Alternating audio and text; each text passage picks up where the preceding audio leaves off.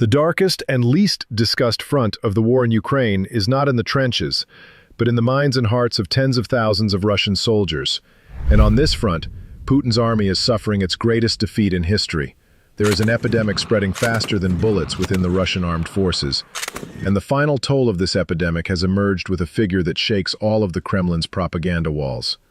The number of deserters in the Russian army in Ukraine, either confirmed or reported as missing, has exceeded 70,000. This is not an army, but a scattered, hopeless crowd. What is emerging within the Russian army is not just a problem of military discipline, but irrevocable proof of the self-destruction of an empire's war machine due to its internal decay, moral bankruptcy, and total incompetence.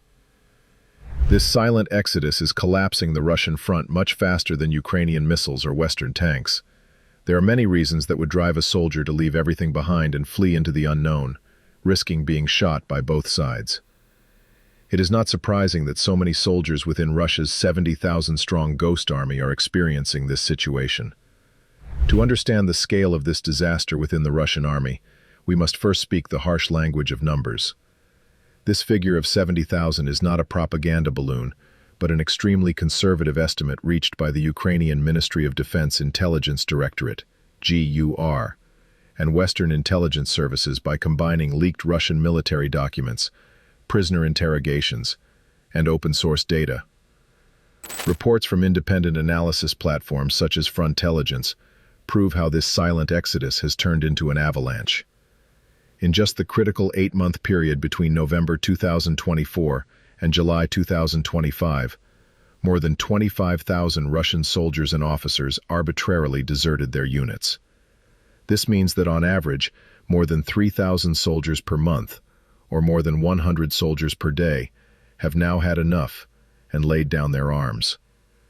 These figures are so staggering that, according to some analyses, approximately 10% of the total Russian forces deployed in Ukraine are currently either deserters or actively planning to flee. This translates to 1 in 10 soldiers looking toward escape rather than their commanders, signifying a paralyzed army. And this situation is merely the visible, officially recorded tip of the iceberg. In Russia's own military courts, the number of desertion cases opened in just the first half of 2025 has reached 3,004. However, this is only the unlucky minority who could be caught, brought back, and somehow brought to trial.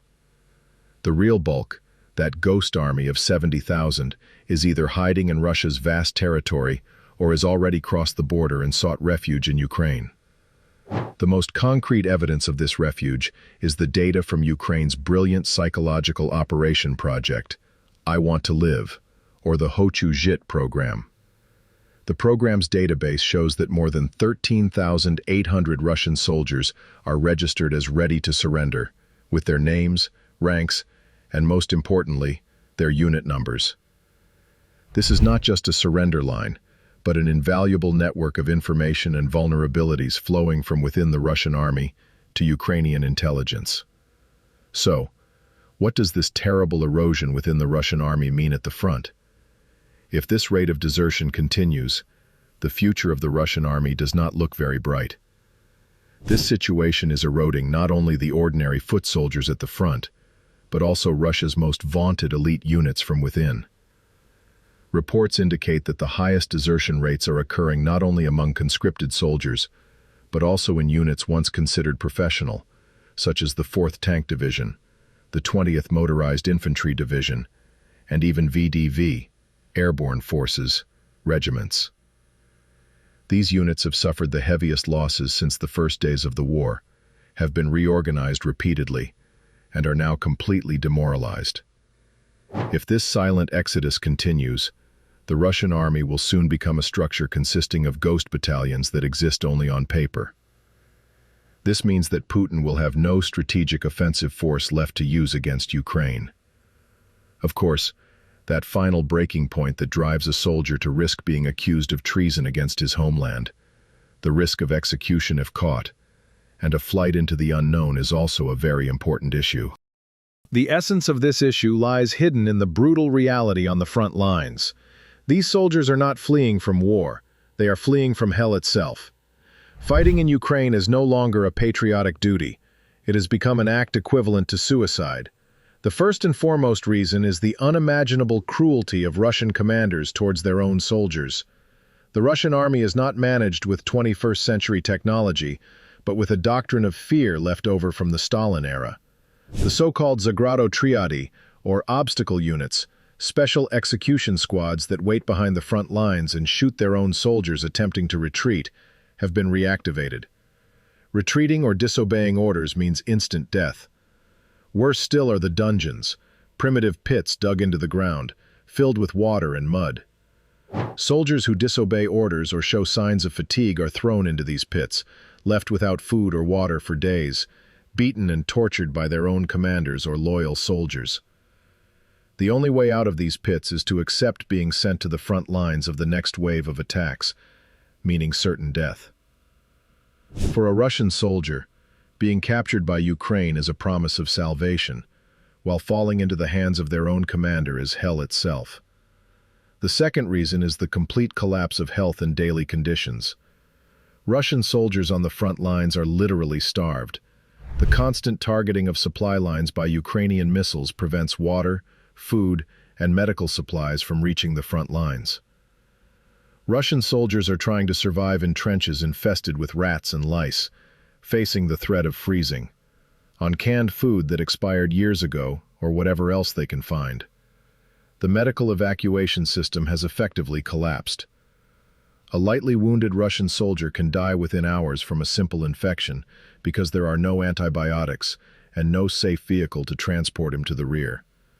The third reason is the massive fuel crisis Russia is experiencing within its own borders.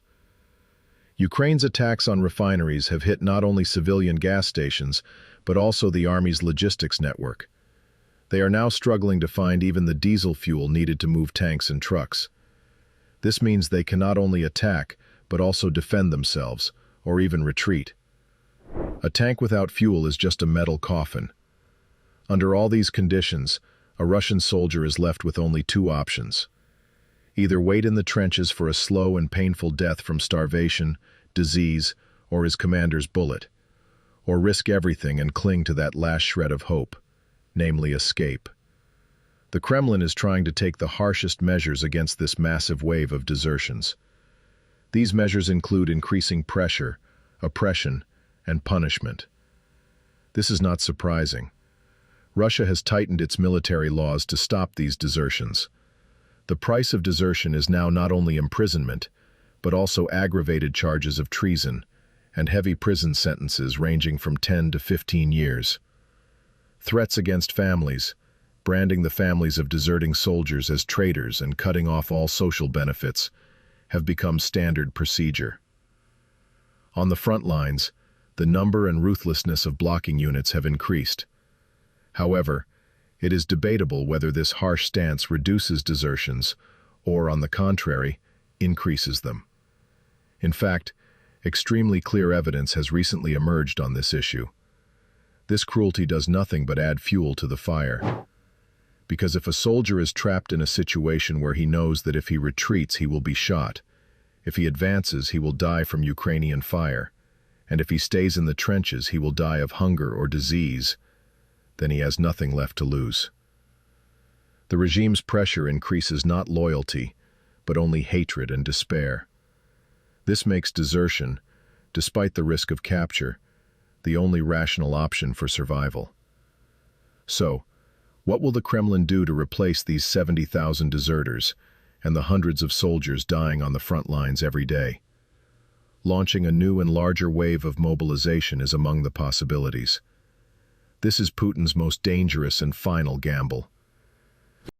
Yes, Russia still has millions of people who can be mobilized on paper, but launching a new wave of mass mobilization means bringing the war into the homes and kitchens of the apathetic middle class in Moscow and St. Petersburg.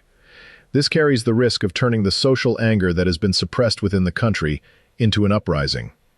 Moreover, how will you cope with the enormous burden that these hundreds of thousands of new, untrained, and unwilling civilians sent to the front will place on the already collapsed logistics system and the shortage of weapons and equipment? This is not bringing fresh blood to the army, but accelerating the existing chaos.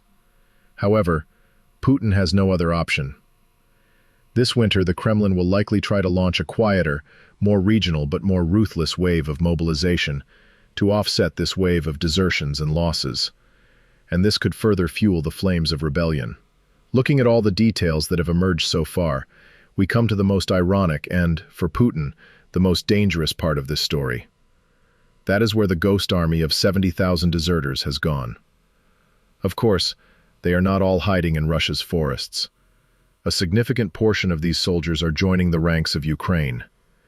Units such as the Legion of Freedom of Russia, the Siberian Battalion, and the Russian Volunteer Corps, which have existed since the beginning of the war and are composed of Russian citizens themselves fighting for Kiev, have been receiving record numbers of applications in recent months. After being carefully interrogated by Ukrainian intelligence and undergoing security screening, many of these soldiers who deserted the Russian army are offered a new choice. Either wait out the end of the war in a prisoner of war camp, or change uniforms and fight in the ranks of Free Russia to take revenge on the regime that sent you to this hell. Thousands are choosing the second option.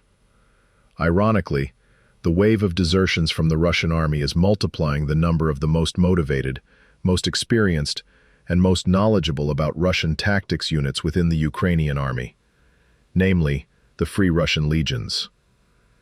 As this wave of desertions continues, the numbers in these legions will likely increase. So, as we can see, Putin has not only lost 70,000 soldiers, but he has also created thousands of new and angry enemies from his own blood, who speak his language and know his tactics. This is not just a military collapse, but the irreversible story of a regime crushed under the weight of its own betrayal. However, the disaster created by this ghost army of 70,000 is not limited to the gap it has opened on the front line or the angry legionnaires it has added to the Ukrainian ranks. The real danger, and perhaps the one that is far more deadly for Putin's long-term stability, is the spread of these tens of thousands of armed, traumatized men who harbor resentment toward the regime, like a virus into Russia's own mainland, its own cities and forests. By invading Ukraine, Putin has unwittingly created 70,000 time bombs within his own country, whose timing and location are unpredictable. The war is no longer confined to Ukraine's borders.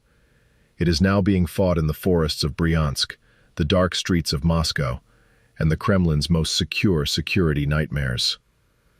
To understand this new and invisible threat, one must understand the psychology and options of these 70,000 fleeing soldiers.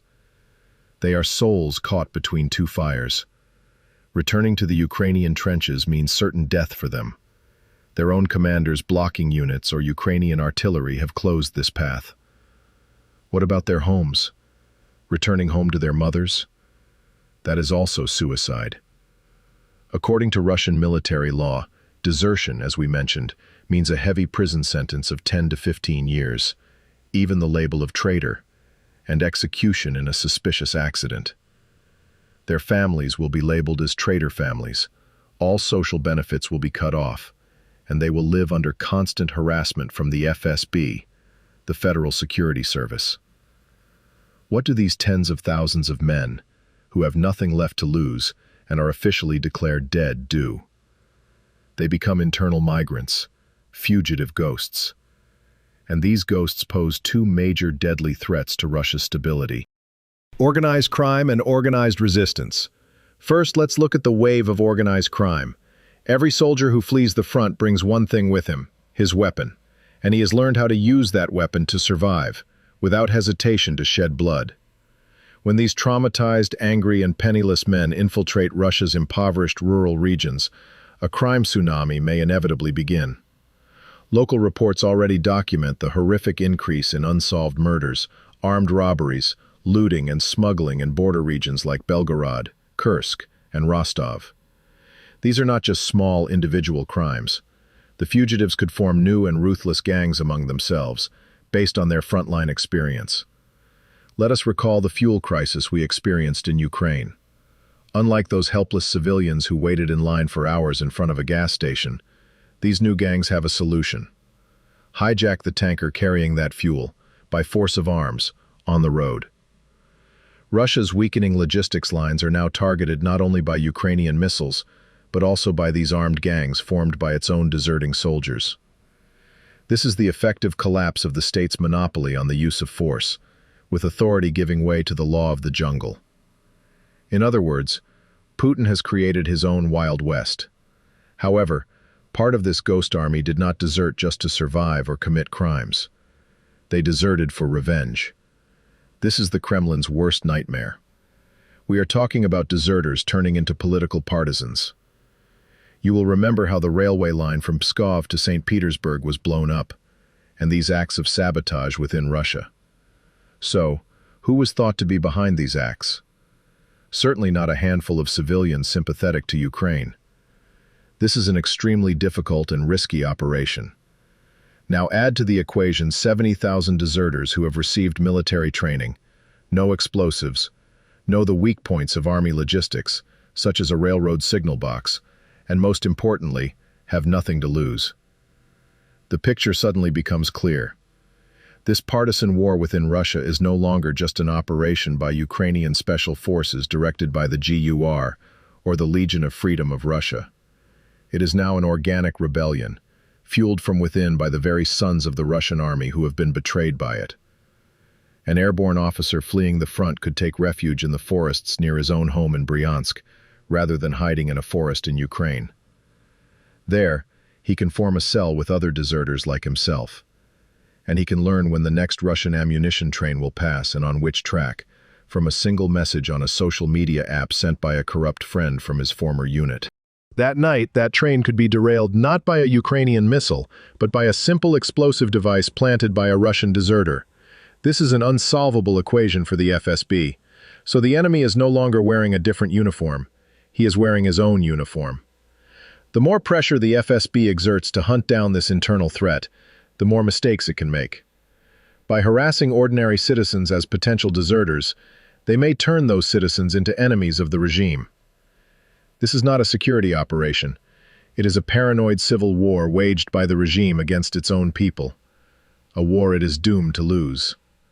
And finally, this 70,000-strong army of deserters also corrodes Putin's most valuable weapon, his propaganda machine, from within. How will the Kremlin explain this disaster? You cannot hide this. 70,000 soldiers means the same number of families. This means hundreds of thousands of mothers, fathers, spouses, and children. These people know that while they listen to Solovyov on state television lying that everything is going according to plan, their own children are either missing or branded as traitors. This creates an unbridgeable chasm between official propaganda and the bitter truth. The dangerous opposition movement formed by soldiers' wives and mothers, like the Way Home, is no longer just begging for our children to be rotated out. They are now shouting, "Where are our children? And you are the real traitors calling them traitors." This truth, spreading by word of mouth, is more powerful than the strongest state television signal. It slowly erodes the regime's legitimacy, starting from the lowest level, like acid. Ultimately, this silent exodus from the Russian army is not just a weakness on the front lines. It is a multi-layered manifestation of the collapse of Putin's entire system. These tens of thousands of deserters are not just lost pawns. They are new and unpredictable threats scattered throughout Russia. They are also the new fuel for the partisan war behind the front lines, the trigger for a new wave of crime in the cities. And this situation is the biggest crack in the Kremlin's propaganda wall. As we can see, Putin set out to win a conventional war in Ukraine. But instead, he triggered an asymmetric civil war within his own country, consisting of tens of thousands of armed, angry, and traumatized ghosts. And this is a war that no army, no matter how large, can win. Thank you for watching.